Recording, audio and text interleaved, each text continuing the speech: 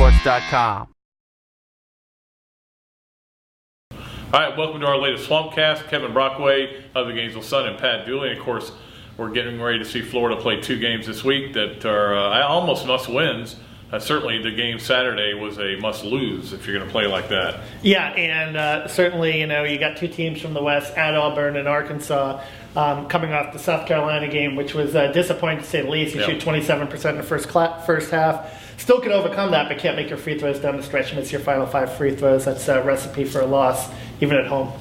Well, they're not going to make their free throws this year. You can just accept that. That's the way it's going to be, and you've got to do other things well enough so that it doesn't matter, and they didn't do that in this game. They, even early in the game, Kevin, I'm sitting there press row going, man, this team has no sense of urgency or energy, and you're kind of curious why so that was. Well, they got to get back, I think, to the defense and to the rebounding, and that's the key. They've been out-rebounding 2 of their first 3 SEC games, and in the other game against Tennessee, they were even. And, this is a team that is not going to shoot well every night. They certainly didn't shoot well in the first half against South Carolina. So you got to have second-chance opportunities and not give up second-chance opportunities, which is really what hurt them in the South Carolina game. A lot of loose balls that they didn't get to. Maybe it's the 1 o'clock tips. They had a 1 o'clock tip against Jacksonville, and they just don't seem to come out with that same kind of energy in the afternoon games. Yeah, maybe that's what it is. But certainly against Auburn, it'll be a night game, so they should have plenty of energy.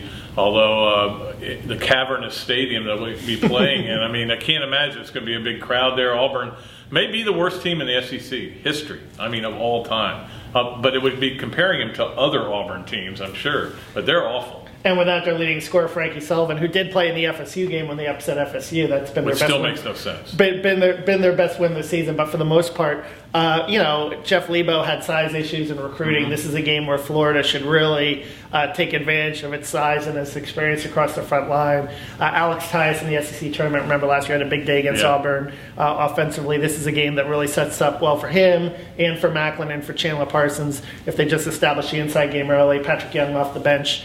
Eric Murphy looks like that he'll probably be finally back for this game. That's where Florida should go if they want to pull out a win on the road. 3-0 on the road this year, so they have been good on the road. Not so good at home, but pretty good on the road. And again, with Murphy back, that's 4 pretty big bodies they can throw at an undersized Auburn team. I watched Auburn beat FSU. I can't explain it. How Auburn, maybe the worst team in Division I of the power conferences, beats Florida State, which turns around and beats Duke. It makes no sense, but that's college basketball. And then, of course, Florida with a quick turnaround, and I'll be curious to see how they're affected by it. They'll get home Friday morning sometime and then turn around and play a night game against Arkansas on Saturday. Now, you remember last year they were 3-0 in those turnarounds. They did pretty well in those turnarounds last year. They didn't have any time to think. Based on this year, Jacksonville was a quick turnaround against Kansas State. They didn't do as well. So, it'll be interesting for them to get their rest. And just got off the phone with an old friend that'll be coming back, Brent Nelson, assistant coach at Arkansas, will be coming back to the O-Dome. I think that's only the second time he's been back since his playing career's been over. And John Pelfrey, of course, former assistant too. Arkansas has been kind of up and down, and they don't play as well on the road as they do at home. But it'll be another. They're pretty good at home. Yeah. Another tough test inside though with Delvin Johnson and Marshawn Powell inside. It'll be a much tougher challenge inside for Florida than it will be for Auburn. Yeah, they're kind of the opposite of Auburn. They do have some size, and their shooting lets them down. And they were 2 for 20 in their game on I guess it was Saturday. And but you look at this team. They have 2 OT losses, a loss to a very good Texas team, and a loss to LSU, which kind of smells. But that's it. Arkansas may have the best resume in the West. And yet their RPI is still in the hundreds. Yeah, their guard play is a little questionable. Jalissa Nobles but Rodney Clark, as you know, is a very good shooter. He's streaky. He's 40% for the year from 3-point range. So Florida will have to get someone to get out there on him. But again, 2 SEC West teams, 2 teams that Florida projects to beat, but they were projected to beat South Carolina too. So they have to come out and play at their best. I think it's going to be this way in every SEC game. Exactly. No team's undefeated right now, Pat. Everyone is at 2-1, 1-2, or 0-3. I think parity's going to reign. I don't think you're going to see a dominant 14-2 Kentucky-like team this year. It's a pretty bad league, and as a result, you got a lot of mediocre teams. I think you have Kentucky, and then you have about 4 teams that aren't terrible.